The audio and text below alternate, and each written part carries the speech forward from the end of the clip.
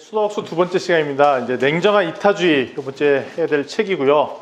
지난번에 봤던 책에 이어서 이번에는 윌리엄 맥거스킬 교수님이 쓴 책입니다. 우리가 상식적으로 생각했던 내용과 좀 상당히 다른 이슈에 대해 문제 제기를 하고 있어서 아마 통찰력 있는 시간이 되었을 거라 생각이고요. 동영상 한번 보고 시작하도록 하겠습니다. 동영상 눌러주세요. It is exactly what it looks like, a merry-go-round. But this playground equipment makes life a 되게 유명한 사례예요. 플레이 펌프라는 케이스예요. 아이들이 여기서 빙글빙글 놀고 있죠. 플레이 펌프이 놀고 있으면 펌핑이 돼서 저기에 물탱크에 쌓인다는 겁니다. 아이디어가 되게 좋죠. 이거 했더니 애들도 참 좋아하고 물도 차고 일석이조다 이런 얘기를 하는 것 같아요. 애들이 기쁘게 와서 물 부족 국가인 아프리카에서 물을 이렇게 쉽게 먹을 수 있다 뭐 이런 얘기를 하고 있는데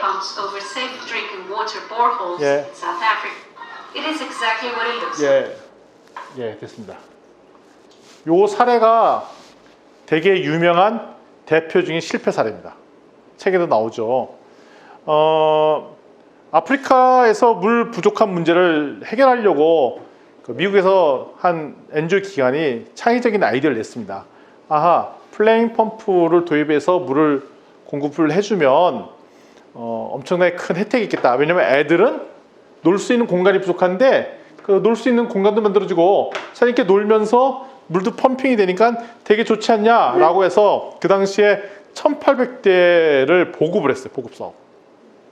그 다음에 시간이 지나서 사후에 평가를 하고 가보니까 이 1800대의 대부분의 장비들이 제대로 사용하지 않더라는 거예요. 그 이유가 무엇인가 봤더니 생각보다 효율성이 떨어지는 거예요. 하루 종일 돌려봐야 2리터 페트병 2리터밖에 나오지도 않고, 또 두 번째는 이걸 막 하고 났더니 중간에 문제가 생기거나 고장이 나면은 서비스 기사가 와서 고쳐줘야 되는데 그런 시스템이나 체계도 지금 안 만들어 놓은 상황이고, 또 세 번째는 아이들이 이거 갖고 놀길 싫어하더라는 거예요. 왜 싫어하냐 또 이렇게 물어봤더니 이유는 간단하더래요. 더우면 우리는 밖에서 안 노는데요. 뭐 이런다는 얘기를 한다는 거예요. 아니 니들 지난번에 동영상 찍을 땐 잘 놀았잖아. 그러니까 물어보니까 그때는 사진 찍어준다니까 놀았죠 라고 얘기를 하는 거죠. 그러니까 처음에 사진 찍고 뭐 한다고 하니까 이렇게 열심히 놀았는데 막상 자기들은 더우면 밖에 안 논다는 거예요. 그래서 이게 생각보다 원래는 아이디어 좋고 아까 동영상도 봤지만 획기적인 아이디어로 보급사업이 성공사업의 대표적인 우수 사례인데, 결국 이거는 대표적인 실패 사례로 알려져서 요걸 했던 그 기업체는 결국은 도산하는 것까지 갔습니다. 그러니까 우리가 이런 식의 보급사업들이 너무 많다는 거예요. 그러니까 선진국 입장에서 아니면 NGO 기관 입장에서 이 사업은 소위 말하는 개발도상국의 되게 좋은 입장이야 라고 해서 했던 사업들이 대부분을 보면 실제로 도움이 안 되는 일들이 너무 많더라. 대표적인 실패 케이스입니다. 포인터가 좀 잘 안 맞는데요. 이게 좀 잘 작동을 안 하는 것 같아요. 그냥 넘겨주시는 게 좋을 것 같은데. 두 번째는 이 사례죠. 그래서 분별한 선행은 무익하다. 그래서 이 책에서 주장하는 것은 뭐냐면, 선한 의도를 가진 거가 결국 좋은 결과를 나오려면 두 가지가 같이 겸비해서 해야 된다는 거죠. 첫 번째는 따뜻한 가슴이 있으면 그거에 함께 냉정한 이성, 머리를 갖고 계산도 해야 된다는 거고, 그걸 좀 더 깊이 들어가면 이타적 행위를 잘 하려면 그것이 데이터와 이성을 하면서 철저히 효율성을 따져보는 것들. 보통 우리가 선한 일 한다 그러면 그걸 묻고 따지고 하면 그게 좀 약간 좀 미안한 마음도 들고, 약간 이거는 너무 계산하는 건 좀 덕이 안 된다라는 생각 때문에 철저히 안 떼주고 무조건 도와주고 하는데, 이러면 안 된다는 게 이 책의 전반적인 얘기입니다. 그래서 이게 원래는 무슨 개념을 따왔었냐면 효율적 이타주의라는 말을 따왔어요. 이 효율적 이타주의가 되게 유명한 개념 중에 하나인데, 효율성은 자본주의에서 가장 많이 쓰는 용어 중에 하나예요. 효율성은 주어진 자원으로 최대한의 효과를 낸다는 게 기본적인 효율이라는 개념이고, 이타주의는 타인의 삶을 개선시킨다는 개념인데 이거를 같이 믹스업해서 같이 쓴다는 거죠. 아하, 다른 사람을 최대한 도와주는데 최대한의 효율성을 함께 하는 방법으로 간다라는 게 이 효율적 이타주의입니다. 따라서 선행하는 건 좋다 이거죠. 선행을 하려고 마음 먹었으면 그를 최대한으로 효과를 겨누르고 노력을 한다. 여기가 이제 전반적인 이 책이 갖고 있는 주제입니다. 그래서 이 내용을 전반적으로 한번 살펴보도록 하겠습니다. 따라서 여기서 핵심 질문 5가지가 여기가 얘기를 하고 있어요. 아마 저 뒤에도 계속 반복할 거고 오늘 할 때 워크숍도 요 얘기와도 밀접한 관계인데요. 첫 번째는 뭐냐면 얼마나 많은 사람한테 큰 혜택으로 돌아가는가.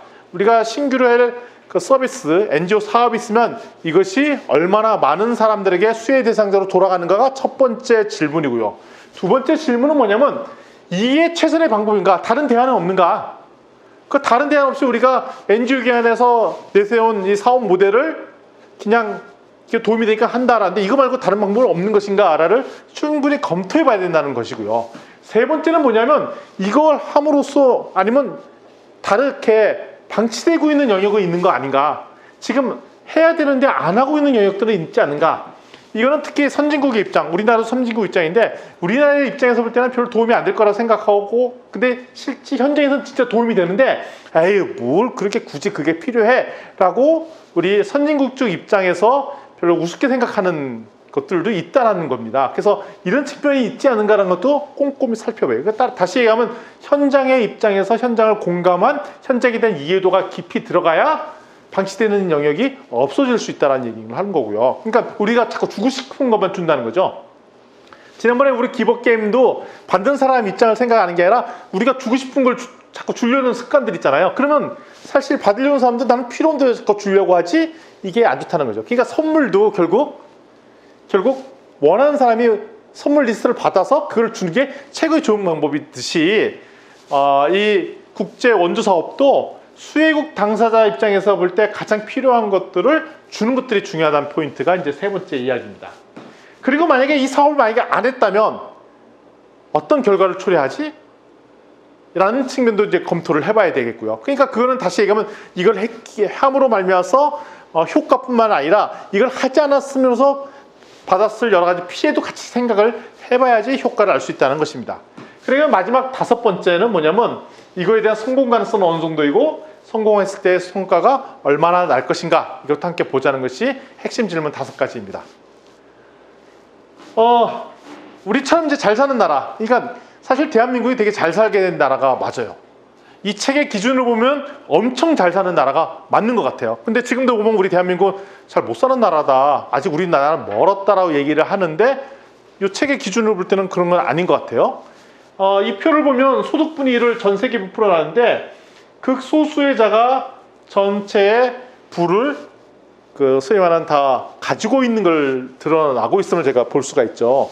그래서 이 데이터를 살펴보니 미국 기준이 하지만 연소득 5,200달러, 52,000달러. 52,000달러면 얼마냐면 6천만 원입니다. 그러니까 연봉 6천만 원 버는 사람은 상위 1% 안에 들어간대요. 전 세계 기준. 그러면 월 500만 원이면 전 세계 1%다. 예. 월 500이면 전 세계 1%. 그러면 저는 전 세계 1%에 들어가는 1%. 근데 느낌에 저는 한 번도 1%가 아니라고 생각을 했는데 요 데이터로 따지면 1%에 들어가는 거고 아마 상당수의 대한민국에 계신 상당수의 분들은 1%에 해당하시는 분들이 그러니까 정상적인 직장 생활을 하시는 분들은 1%에 해당하시는 분들이 꽤 있으신 거죠. 뭐 아니신 분들도 계세요. 왜냐면 대학교 졸업한 연봉 초봉하면 우리나라에서 한 3천만 원 정도 이렇게 되는데 이런 분들은 안 되는 거죠. 그렇지만 좀 한 10년, 20년 차 되신 분들은 그 연봉이 그렇게 되기 때문에 아마 세계의 1% 상위 1%에 되는 거고 연소득 28,000달러 28,000달러가 이제 3천만 원 좀 넘는 거잖아요. 우리나라 돈으로 3천만 원이면 우리나라의 대졸 신입사원인데 이게 이제 미국의 노동자 평균 소득이에요. 그러니까 우리나라 대졸 졸업자가 취업을 해서 받는 금액이 세계 상위 5%에 해당한다는 것. 그거 대단한 거죠. 상위 5%에 들어가는 금액이라는 거. 그러니까 엄청나게 갑부들은 0.0001% 그 안에 딱 들어가는 거겠죠. 그다음에 연소득 11,000달러, 11,000달러는 연봉으로 따면 1,300만 원 정도 되잖아요. 이 1,300만 원, 1,400만 원 이 기준이 미국의 기준으로 따지면 뭐냐면 미국의 빈곤 기준선이래요. 그거보다 떨어지면 이제 빈곤하다. 미국 기준으로. 그러면 근데 1,200만 원 정도 되는 거잖아요. 근데 이게 전 세계로 따지면 15% 안에 들어가는 금액이라는 거죠. 그러니까 제 옛날에 이런 농담을 한 적이 있었어요. 뭐냐면 야, 미국 거지는 달라도 달라. 뭐가 달라? 야, 미국 거지들은 술 먹어도 양주만 먹는다?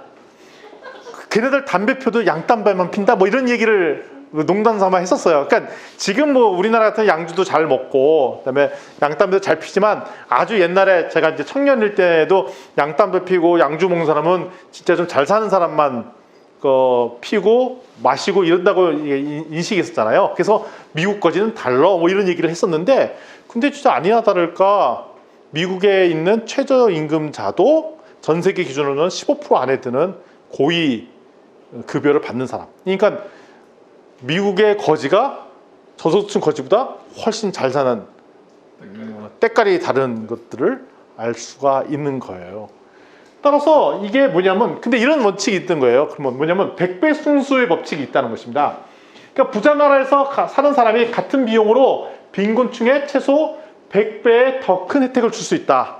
예를 들면 우리가 한 끼 정도 식사를 기부하자 뭐 이런 운동을 하잖아요. 그럼 우리가 예를 들면 한 끼 식사 10,000원을 기부하자라고 결정했으면 그게 이제 개발도상국이나 이런 데는 100배 효과, 그러니까 거의 100만 원급 효과가 나는 경우들도 있더라는 거죠. 우리가 뭐 한 끼 5,000원, 커피 한 잔을 기부합시다. 그러면 5,000원이잖아요. 그게 최빈민 국가에서는 얼마 효과? 50만 원 효과까지도 날 수 있다는 겁니다. 왜냐하면 물가 소득 차이가 엄청나게 크다는 거. 그런데 우리가 이런 생각을 할 때가 있어요. 아유, 그 뭐 커피 한 잔 그 돈 주는 게 무슨 돈이 도움이 된다고 라고 생각하는데 그게 큰 도움이 된다는 것이고, 그러면 왜 그런 걸 안 하냐? 중간에 이제 NGO 기관을 통해서 할 때 새는 돈들이 많다는 거죠. 실제로 수혜 대상자한테 안 가고 그래 NGO 기관을 관리하는 데 비용이 많이 들어가고 기타 등등 여러 가지 왜곡 현상들 때문에 제대로 효과가 발휘 못하는 부분들이 있더라. 그래서 이 책에서는 냉정한 이성을 가지고 수혜를 제대로 받을 수 있는지 판독을 하지 않으면 안 된다라는 게 전반적으로 흐르는 내용입니다. 그래서 얼마나 많은 사람한테 얼마나 큰 혜택이 돌아가는지 살펴볼 때 지표를 이 저자가 이윤용을 했어요. 그래서 QALE, 이걸 뭐 읽을 때 퀄이라고 읽어야 될지 모르겠지만 QALY라는 그 지표를 쓰는데 질 보정 수명, Quality Adjusted Life Year라고 해갖고, 그러니까 질 보정 수명이라고 하는 거죠.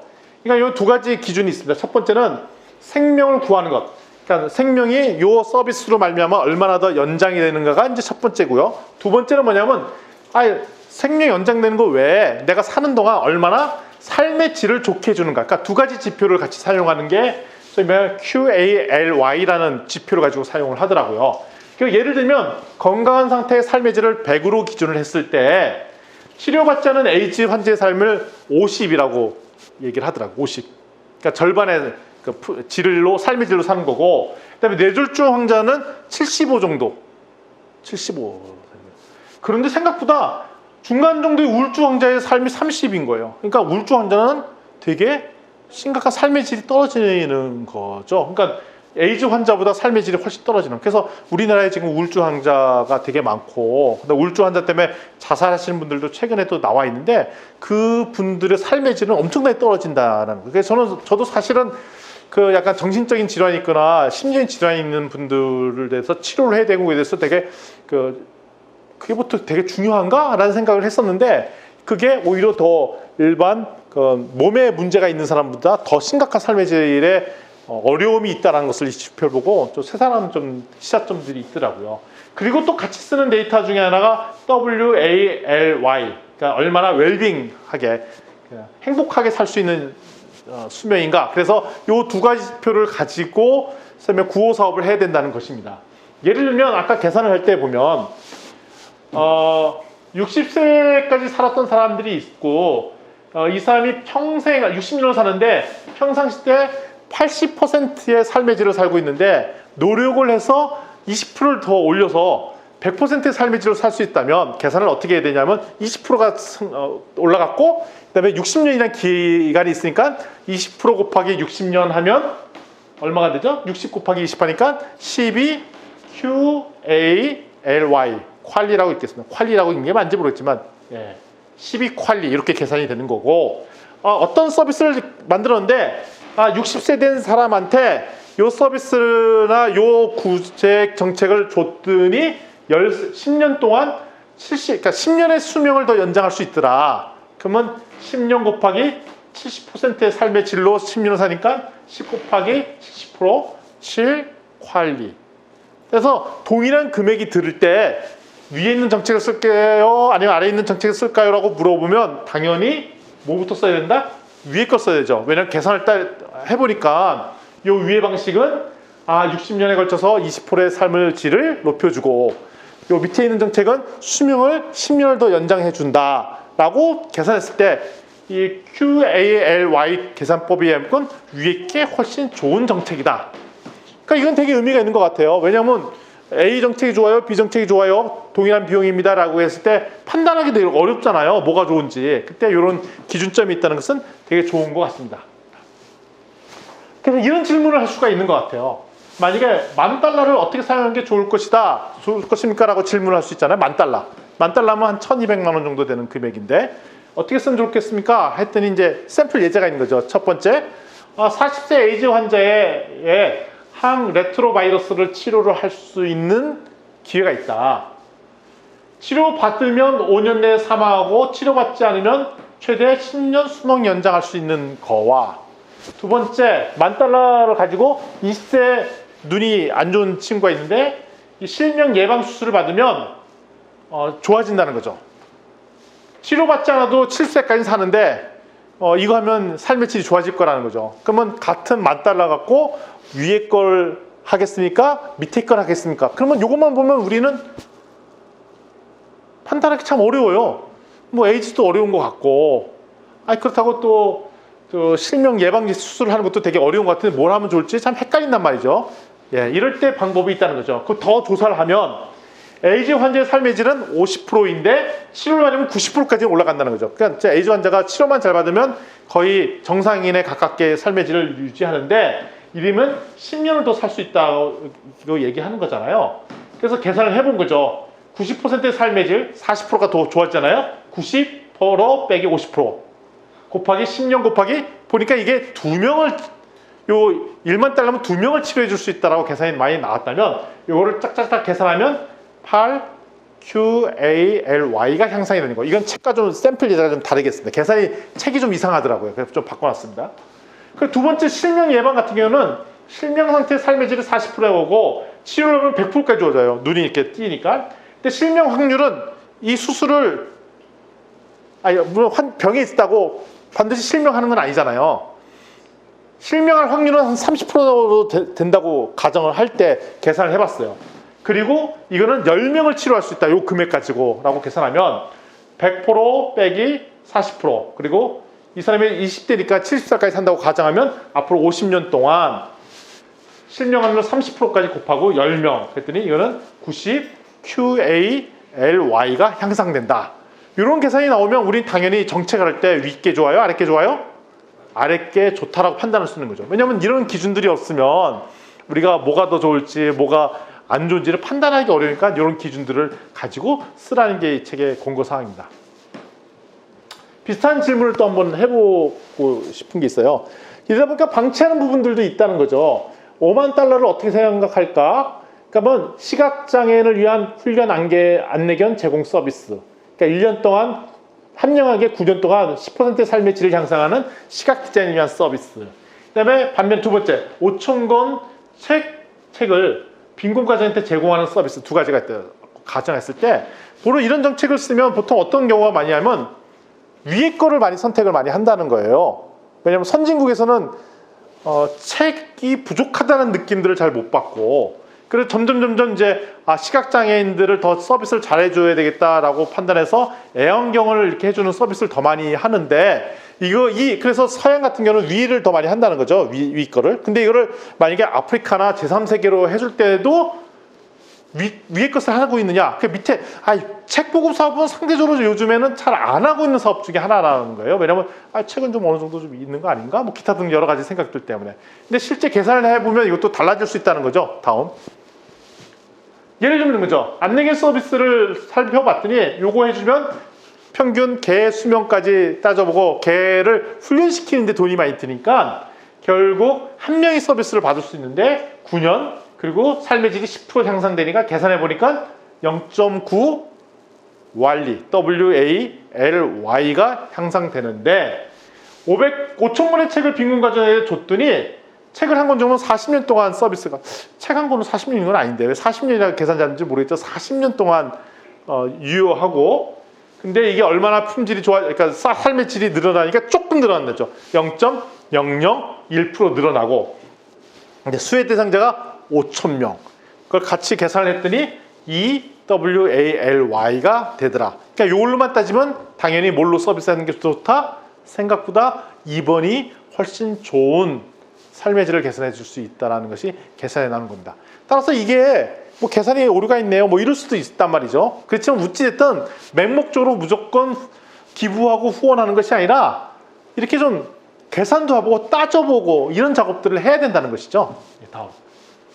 따라서 같은 보건사업도 같은 비용이 드는 사업이 있는데 예를 들면 카포시 육종 치료라는 것이 이제 에이즈 환자와 관련된 치료예요. 이거는 0.02 그리고 콘돔 배포 사업 같은 경우는 2 항레트로바이러스 치료 같은 경우는 5 그리고 같은 건데 모기장 배포 사업은 10 그러니까 이걸 따져보면 모기장 배포를 해주는 게 훨씬 더 도움이 되는 사업이라는 걸 알 수가 있고요. 그 다음에 출석을 늘리기 그러니까 학교에 출석을 잘 못하는 여러 가지 환경 때 못하는 친구들을 가지고 분석을 해봤더니 그냥 돈을 주는 거 돈 줄 테니까 학교 와 그럼 0.2 성적 잘 받은 사람한테 장학금 주는 것은 3 교복을 주면 7 근데 반면에 기생충 구제 그러니까 우리 옛날에 저 기억나요. 어렸을 때 기생충 구제 한다고 약 받아 먹었잖아요. 다 드셨잖아요. 여기 계신 분들 그러면 139 왜냐면 기생충 때문에 아파하고 학교 못 나온 비율이 많은데 이게 가장 효과적이었다는 거예요. 효율적이고 그래서 이런 걸 따져봐야 된다는 거죠. 그러면 학교 출석하기 위해서 가장 좋은 방법은 기생충 주는 거예요. 그래서 우리가 기생충 받아 먹었구나 옛날에 학교 나오라고 꼬박 먹었죠. 그래서 제가 초등학교 때 학교를 열심히 잘 다녔던 것 같습니다. 딱 이 정책 덕분인 것 같아요. 돈을 주지 안 받아갖고 돈을 안 받았던 것 같아요. 저희 같은 경우에. 그래서 방치되는 영역이 있는가 살펴봐야 되는데 그를 따져보면 우리가 흔히 이제 선진국에서 긴급 재난 구호가 막 뉴스에 나오고 신문에 나오니까 보통 그때부터 기부를 막 해준다는 거예요. 그리고 검증된 보건사업은 이미 다 알려져 있으니까 잘 안 하게 된다는 거예요. 그런데 실제 긴급구조의 많은 프로그램들은 갑자기 모아서 현장에 보내주고 하는 과정에 비효율성이 막 드러나서 그 모아진 돈이나 모아진 물품이 제대로 공급이 안 되는 거가 비일비재해갖고 실질은 검증된 보건사업이 훨씬 더 효과가 있었고 긴급 재난구조 같은 경우는 물론 해긴 해야 되는데 효과적으로 전달이 안 되는 경우들이 너무나도 많았다는 거예요. 왜냐면 그 나라의 국가 시스템도 막 문제가 있고 막 그렇다는 거죠. 그래서 대표적으로 일본 같은 경우에는 지난번에 지진 났었잖아요. 2011년도에. 근데 일본은 워낙 일본의 시스템 자체가 체계적으로 되어 있으니까 거기에 기부금도 많이 왔을 뿐더러 기부금에 전달되는 거가 되게 효과적으로 다 들어갔다는 거예요. 비교적. 근데 반면에 다른 중국에서 지진 났거나 이랬을 때는 상대적으로 국가 시스템이나 이런 것이 효율적이 없다 보니까 긴급 구호 기부금이 제대로 잘 보급이 안 되는 경우들이 비일비재했다는 거죠. 따라서 이것도 기부금 자체가 효과적이지 않는 경우들이 되게 많이 있다는 생각이 들고 네팔 같은 경우 저희가 지난번에 갔던 네팔 같은 경우에도 구호품은 엄청나게 많이 들어왔음에도 불구하고 그게 제대로 보급이 안 되고 하나 부족한데 뭐가 부족한지 모르고 남고 그다음에 중간에 그러면서 새는 것도 많고 여러 가지 비효율성이 들어갔더라라는 것이 얘기들이죠. 따라서 우리가 선진국 입장에서 볼 때는 강한 감정적 사건에 돕고 싶은 충동이 강해서 이럴수록 우리가 냉정하고 객관적으로 돈을 막 써야 된다는 거죠. 근데 우리가 이렇게 쉬운 것 같아요. 우리 전에 그 IMF 터졌을 때 이거를 도와야 된다 하니까 우리들 다 집에 있는 금바지 내놓으셨잖아요. 저희 집에 있는 돌반지도 내고 우리 나라 살려야 된다. 다 털렸어요. 예, 그때 저도 많이 털렸는데 그때 냉정하게 객관적으로 이게 도움이 되는 건가 아닌가를 따져보지 않고 그냥 막 퍼주고 이른단 말이죠. 이런 경우가 뭐 흔히 있을 수 있는 일이라는 거죠. 그러니까 우리 구제 사업 말만큼이야 이거 냉정하게 살펴봐야 된다는 게 이 책의 이야기입니다. 대표적으로 아까 얘기했던 시각장애 같은 경우에는 한 마리 훈련시키는데 $50,000 들고 이 돈으로 개발도상국 실명원인인 결막병 트라코마 예방수술을 하면은 500명한테 혜택을 갈 수 있다는 거. 근데 두 개가 같은 비용이면 얻는 게 하는 게 좋겠느냐? 그러면 뭐 그냥 위가 좋아야 아래가 좋아야를 그냥 주관적으로 찍는 것이 아니라 아까 제 지표를 가지고 계산을 해보는 게 훨씬 좋은 것이다 라는 것이 이 책의 얘기고요. 특별히 상대적으로 볼 때 전반적으로 펀드를 보니까 암 치료 비용이 예산이 더 많고 상대적으로 말라리아 치료에 관련 예산은 적은데 물론 이제 선진국은 암 치료가 되게 중요하죠. 근데 최근에 들어서 말라리아 치료에 관련된 기부금이나 이런 것들이 많이 훨씬 줄었다는 거예요. 근데 여전히 제3세계는 말라리아 때문에 고통받는 우리 선교사님 이런 분들도 말라리아 걸려서 고통받고 있는데 선진국에서 말라리아에 대한 기부금이나 연구나 이런 비용이 많이 줄어버렸대요. 그 이유가 왜 그렇다 보니 선진국의 말라리아가 이제 사라져 버렸기 때문에 연구의 필요를 못 느끼니까 말라리아 때문에 고통받고 있는 사람이 많다라는 것들을 인지 못해서 연구를 안 한다는 것이죠. 그러니까 서양에서는 말라리아가 없어졌기 때문에 연구를 안 한다는 얘기입니다. 또 이런 얘기를 하고 있습니다. 이거는 저도 동의하면서도 좀 동의가 안 되는 부분이 이 부분인데 이런 거예요. 부유한 나라 의사는 평생 평균 2명의 목숨을 구한대요. 무슨 이제 치명적인 병을 고치는 의사도 있지만 상당수 의사들은 그렇지 않은 의사들 있잖아요. 가정의학과라든가 이런 데서는 그다음에 안과 뭐 이런 데서는 생명과 관계가 없다 보니까 뭐 치과 이런 데 생명과 관계가 있지 않습니까? 그러니까 평균을 따니까 평생 2명의 목숨을 구한대요. 부유한 나라에서는. 근데 가난한 나라의 부유한 의사가 봉사활동 가서 의사 선생님을 사시는 분 있잖아요. 근데 이분은 매년 4명의 목숨을 구한대요.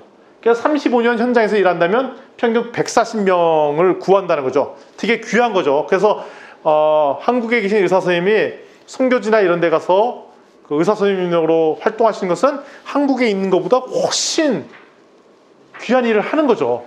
근데 그거보다 더 귀한 일은 부유한 나라의 의사가 돼서 그 나라 의사로 차라리 그 돈을 현장에다 기부를 해주는 게 실제로는 더 도움이 된다는 거예요. 매년 수십 명의 의사를 목숨을 구할 수 있다는 겁니다.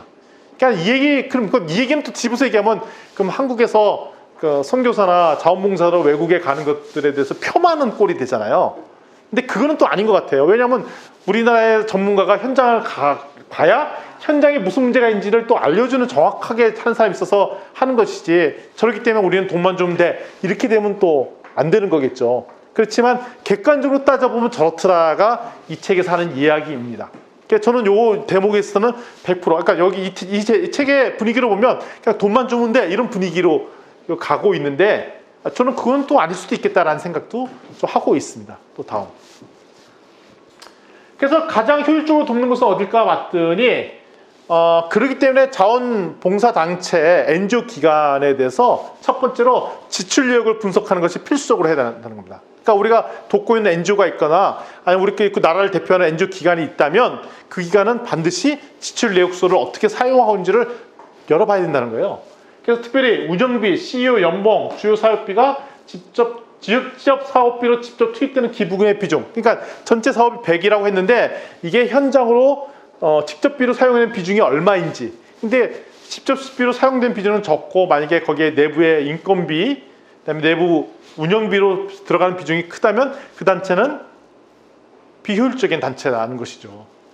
그래서 효율적 단체 같은 경우는 전체 들어오는 돈의 75%를 사업비로 써야 되는데 제가 전에 우리나라 실명으로 거론하기는 그렇지만 그때 NGO 기관 중에 문제가 됐던 데는 내부 인건비나 이런 것이 너무 비중이 커서 들어왔던 돈이 75% 이상이 사업비로 나가는 데는 아마 극소수였던 것 같아요. 그러니까 상대적으로 직접비로 나가는 비중이 확 적었다는 것을 저희가 알 수 있었습니다. 그러면서 이제 여기서 뼈아픈 얘기들을 몇 가지 하고 있는데, 첫 번째로 뭐냐면 우리 윤리적 소비 운동 이런 걸 많이 하잖아요. 근데 윤리적 소비 운동이 생각보다 도움이 안 된다는 얘기를 하고 있어요. 무슨 얘기를 하고 있냐? 차라리 가난한 나라의 노동 착취 공장은 오히려 좋은 일자리로서 삶의 질을 높여준다는 거예요. 그러니까 우리가 이럴 때가 있어요. 우리 보면 우리가 윤리적 소비 운동 할 때 저기 인도에 있는, 특히 문바에 있는 그 노동 착취 공장으로 어린이 노동 탄압도 하고 현장에 노동 탄압을 해갖고 삶의 질을 떨어뜨린다, 그런 비디오 클립이 되게 많이 있거든요. 근데 이 책이 이제 되게 논쟁거리가 될 것 같은데, 가난한 나라의 노동 착취 공장은 오히려 좋은 일자리고 없으면 오히려 더 안 좋은 일자리로 전락하기 때문에 가난한 나라에 일을 주는 게 좋다라는 거예요. 노동 착취가 일어나더라도. 그래서 제프리 삭스는 이런 얘기를 했습니다. 내가 걱정하는 것은 노동 착취 공장이 아니라 노동 착취 공장이 너무 많은 게 문제가 아니라 너무 적다라는 것. 그러면 여기에 이상하다, 이게 너무 문제가 있는 거 아닌가 했더니 다음 논리가 뭐냐면, 노동 집약적 제조업은 결국 이걸 기반으로 해서 부유한 산업사회로 나아가는 징검다리 역할을 한다. 그러니까 우리가 옛날에 60년대, 70년대에 우리나라 상당수 많이 노동 탄압이 있었잖아요. 그 공장이나 제조업에. 근데 그거를 기반으로 우리나라가 그 소위 말하는 개발도상국에서 선진국으로 올라가는 좋은 긍정적 역할은 했다라는 게 이 책의 이야기인 것 같아요. 그러니까 요 측면에서 볼 때 우리가 생각해야 될 여지도 많고 논쟁거리가 될 부분인 것 같아요. 요 부분은. 그건 나중에 한번 전문가분들 계시니까 좀 더 논의를 좀 해보면 좋겠고요. 다음. 또 공정무역. 우리가 또 좋아하는 우리 공정무역도 문제가 많은 거다라고 얘기를 하고 있죠. 이거는 생산자에게 생산 제품에 대해 최저 가격을 보장하고, 그다음에 생산가에 보는 어떤 프리미엄을 현장에 준다는 좋은 장점이 있지만, 많은 경우를 살펴봐도 우리가 공정무역 제품을 구매해도 진짜 그 가난한 나라의 빈곤층에 수익이 전달되지 않는 경우가 비일비재하다는 거죠. 공정무역 기준이 심해서 최빈국이 이거를 맞추기 힘들어서 어느 정도 사는 사람만 공정무역 제품을 공급하지, 진짜 못 사는 나라는 이 제품을 납품하기도 어렵다라는 게 첫 번째고요. 두 번째는 생산했다 하더라도 이게 농민한테 실제로 돌아가는 거 비중은 너무 낮다. 그래서 지난번에 제가 아름다운 재단에서 하는 아름다운 커피의 관계자 그 간사님이 얘기로 이런 문제가 있어서 자기네들은 어떻게 해결했냐면, 일부러 저희 간사가 네팔 현장에 가서 네팔에서 거기에 우리가 공급해주는 업체가 협동조합을 만들게 해서 우리가 주는 돈이 중간에 새지 않고 협동조합원들한테 다 분배되는 것까지 빌드업하고 왔다라고 그 얘기를 하더라고요. 그러니까 그 얘기를 했다는 얘기는 대부분의 공정무역은 그렇게 안 된다는 거잖아요. 실제 농민한테 이 분배가 안 된다는 얘기인 거예요. 그래서 생산자의 임금 상승으로 이어진다는 보장이 없다는 거죠. 그래서 공정무역, 커피 공정무역을 해도 대다수의 있는 경우는 중간 업자들의 배를 불려주지 실제 현장을 도와주지 않는다는 게 이 문제 제기를 하고 있어요. 이건 되게 좀 논쟁거리가 될 만한 얘기인 거죠. 그 다음에 친환경 운동 중에 우리 한등끄기 운동 하잖아요. 차라리 한등끄기 운동 그냥 켜놓는 게 더 낫고, 그거보다 뜨거운 물로 목욕 한 번 안 하는 게 더 효과적이다라는 얘기를 하고 있고, 제가 이제 전기 담당자한테 살펴봤더니 이 전등 꺼봐야 전력 낭비에 전혀 도움이 안 된대요. 왜 안 되냐면, 어차피 전력은 한 번 생산하면 이게 소모품이기 때문에 한번 가동해서 사용하면 그냥 날아가는 거라, 전기를 쓰든 안 쓰든 그날 생산한 분량은 이미 생산했다는 거예요. 축적이 안 돼서. 전기는 축전이 안 되기 때문에. 그렇지만 전반적인 아껴 쓰는 분위기가 있다면 그거는 이제 이제 전력 생산을 좀 덜 해야겠다, 이렇게 트렌드를 줄일 수 있지만, 우리 가정은 좀 전기를 아껴 써야지, 그래서 줄인다고 해서 전혀 에너지 전략에 도움이 안 된다라는 얘기를 들었거든요. 왜냐하면 에너지 절약될 수 있는 것이 아니기 때문에. 그러니까 그런 거랑 비슷하다라는 말씀을 드릴 수 있겠습니다. 따라서 그러면 효율적으로 돕는 것은 어딜까를 살펴봤더니, 예를 들면 우리가 저 자선단체가 좋은 일을 하니까 우리 도와줘야겠다라고 얘기를 하는데, 실제 재무 구조를 까보지 않으면 그거 모른다는 거예요. 대표적인 경우가 우리는 미국 아마케가 있다라고 합니다. 아마케에서 그 주된 목적은 뭐냐면 암 질병을 고쳐주는 연구를 하는 기관입니다라고 표명돼 있대요. 그러니까 암의 질병을 빨리 고치기 위한 연구를 하는 기관입니다. 그럼 연구하는 연구비가 많아야 되잖아요. 근데 실제 연구하는 비용은 전체 예산의 기부금의 22%밖에 안 된다는 거죠. 그러니까 이런 경우가 비일비재하다는 거예요. 그래서 미국의 루게릭병의 협회가 있대요. 그것도 마찬가지 주된 목적이 루게릭병을 고치는 연구를 하는 게 주된 목적입니다 라는 게 목적이 있는데 실제 연구비는 35%고 나머지는 다 운영비, 임금 뭐 이런 걸 다 가버린다는 거예요. 그래서 우리가 후원하는 기관의 예산, 그다음에 실제 돈이 어떻게 쓰여지는지 봐야 된다는 거. 그리고 우리가 윤리적 소비하다고 하잖아요. 왜냐면 공정무역교피를 사고 윤리적 제품을 우리가 쓰는 거. 근데 잘 보면 여기에 해악이 존재하더라. 뭐냐면 도덕적 면허를 받는다는 거예요. 어떤 도덕적 면허냐? 나는 사회적 책임을 갖기 위해서 그런 윤리적 제품을 써 라고 하나의 착한 일을 했기 때문에 그 외에 다른 선행은 덜하는, 좀 좋은 일 하셔야죠. 그럼 이러지. 저는 어디다 기부금 내고 있습니다 하고 더 안 한다는 거죠. 나 착한 일 하고 있는데 뭐 더 이상 건들지 마시오. 요 얘기는 되게 일리 있는 거예요. 내가 그래도 어디 기부하고 있는 사람인데 나 좋은 일 하는 사람이야 하고 다른 선행은 쳐다보지도 않는다는 거. 이게 도덕적 면허라고 얘기를 하고 있습니다. 예를 들면 절전형 전구를 구입하고 나는 에너지 전략을 위해서 최선을 다했으면 더 이상 안 해도 돼 하고 더 낭비한다는 거죠.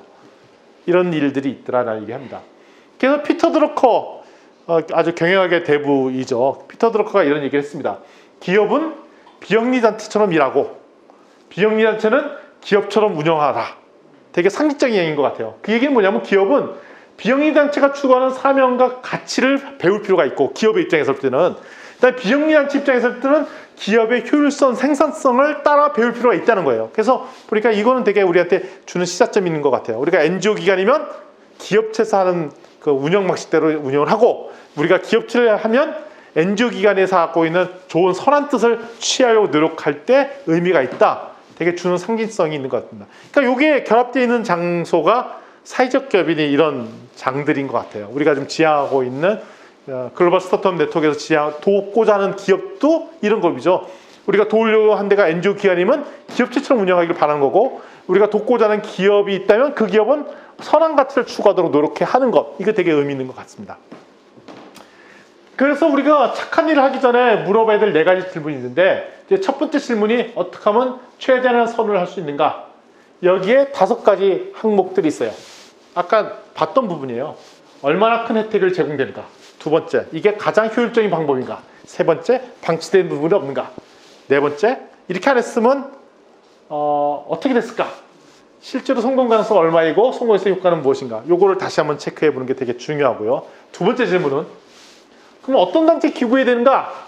이거 되게 중요하잖아요. 첫 번째 기준은 뭐냐면 이 단체가 어떤 일을 하는지를 정확히 보고, 두 번째는 이 사업에서 하는 비용의 효율성이 있는가? 아까 있잖아요. 사업비가 어느 정도 책정되어 있는지. 아까 기준은 75%는 현장에 들어갈 수 있도록 사업을 써야 된다는 게 가이드를 아니죠. 이렇게 쓰고 있는지를 확인해 봐야 되고요. 세 번째, 그 사람이 그 단체가 하는 사업에 진짜 효과가 있는 사업인지 확인해 보는 게 세 번째고, 네 번째는 그 사업을 제대로 실행하려고 노력하는지. 제가 지난번에 아까 말씀드렸듯이 아름다운 재단에서 하는 아름다운 가게에서 그러니까 아름다운 커피에서 제대로 공중무 커피를 하기 위해서 담당 간사가 현장 가서 협동조합을 1년 동안 빌드업해주고 나왔다는 얘기를 듣고 얘네는 제대로 하려고 노력하네라는 생각들을 들었거든요. 지금도 그렇게 잘하고 있는지 아닌지 모르겠지만 이 사업이 제대로 추진되게 하려고 노력하는지는 되게 중요한 포인트인 것 같아요. 그리고 그렇기 때문에 이 단체는 추가적인 자금 지원이 필요한가, 이런 것들로 그 해당하는 그 기업 자원봉사 단체를 평가해야 되겠다라는 생각이 들었습니다. 세 번째 보겠습니다. 그러면 우리 개인한테 이제 들어오는 것 같아요. 우리가 어차피 우리 기부도 해야 되고 봉사활동도 가야 되고 뭐 이런 해야 되는데, 그러면 우리는 어떤 자세를 갖고 있어야 되냐? 어떻게 우리 인생의 진로에도 이거 맞춰야 되잖아요. 이게 첫 번째는 뭐냐면, 내가 이 일이 나한테 적성이 맞는가, 내가 이 일을 돕는 것이 내 인생의 적성에 맞는가를 먼저 판단을 해봐야 될 것 같고요. 두 번째는 일을 하면서 내가 얼마나 나도 성장할 수 있는가, 그러니까 내가 이 일을 통해서 내가 영향력이 얼마나 커질 수 있는가, 그러니까 내가 성장할 수 있는가? 그러니까 교학 성장이죠. 같이 도우면서 나도 성장할 수 있는가? 글로벌 스타트업 네트워크 요 기간을 우리가 돕잖아요. 이게 나랑 결이 맞는가? 저는 이제 창업을 전공이기 때문에 결은 잘 맞는 것 같아요. 그럼 제가 요 팀과 같이 사역을 하면서 내가 얼마나 성장할 수 있는가? 그걸 판단을 한번 해봤고, 세 번째는 뭐냐면 결국 내가 이 일 바탕으로 영향력이 얼마나 커지는가? 그러니까 저도 그러니까 GSN 통해서 영향력이 점점 커진다는 느낌을 받고 있거든요. 그래서 이런 팀에서는 나한테 적임자다라고 판단을 할 수 있는 거죠. 그럼 네 번째, 그러면 제가 보기에는 나중에 워크샵도 요거 주제 갖고 할 건데요. 우리가 포커스를 어디다 두면 좋을지, 어떤 사업을 해야 될지, 그러니까 다양한 사회 문제가 있을 때 어디에 집중하면 좋을지를 판단할 때 이 네 번째 기준이 되게 중요한 것 같아요. 어떤 명분에 집중할 것인가. 첫 번째는 이 문제의 규모가 얼마나 큰지. 이 규모는 문제의 규모입니다. 이 문제의 파급 규모, 그러니까 문제가 얼마나 큰 문제인지 보는 게 되게 중요한 것 같고요. 두 번째는 뭐냐면 이 문제 해결 안 했을 때 끼칠 해악이 얼마나 큰지. 이게 두 번째고요. 세 번째는 이거 근데 해결하기 얼마나 쉬운지 어려운지. 그다음에 너무 어려웠다는 얘기는 아직 우리가 갖고 있는 솔루션이 없다는 얘기잖아요. 해결하기 얼마나 쉬운지 세 번째. 네 번째는 근데 나랑 잘 맞는지. 이런 걸로 판단해서 우리가 몰입해야 될 문제를 결정하는 게 좋겠다 싶은 생각이 듭니다. 예, 이 정도까지가 마지막이죠. 예, 오늘 여기서 오늘 스타벅스 두 번째 시간 브리핑을 해드렸습니다. 감사합니다.